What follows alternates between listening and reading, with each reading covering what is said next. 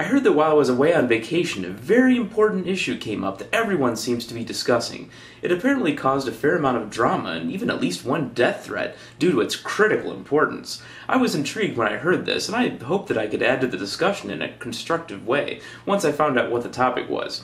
I thought to myself, so, what's the burning question this time? Is it about creationists in some state trying to tear apart the science curriculum? Maybe it's a fight over gay rights. Maybe the evolutionary advantages of rape argument came up again. Please don't ever let that happen. Yes, the possibilities were almost endless. I got home last week and started to watch some videos to find out what it was, and found out the discussion was about that great question of our time.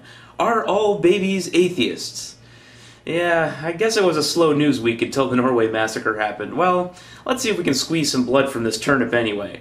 Now, babies don't know much of anything in terms of facts and figures, much less philosophy. They're pretty much the definition of ignorant. That's not to say that there's no intelligence there, but we're not even talking about toddlers here. We're talking about drooling babies. You know, the only stage of human life where it's universally socially acceptable to be obsessed with women's breasts. A baby could totally get away with asking a woman on an elevator if she wanted to have coffee in his room. It seems those that are saying that all babies are atheists are saying that atheism is the default position on the question of there being a god or not.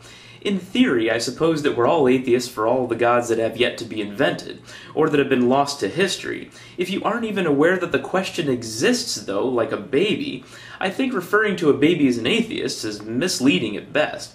If I have the choice of doing something or not doing something, but I'm not aware that I even have the option, it doesn't mean I wouldn't take the option if I knew about it. It also certainly doesn't follow that lack of belief will result from not being taught a religion. Humans invented religion, and different cultures made up their own religions along the way as well.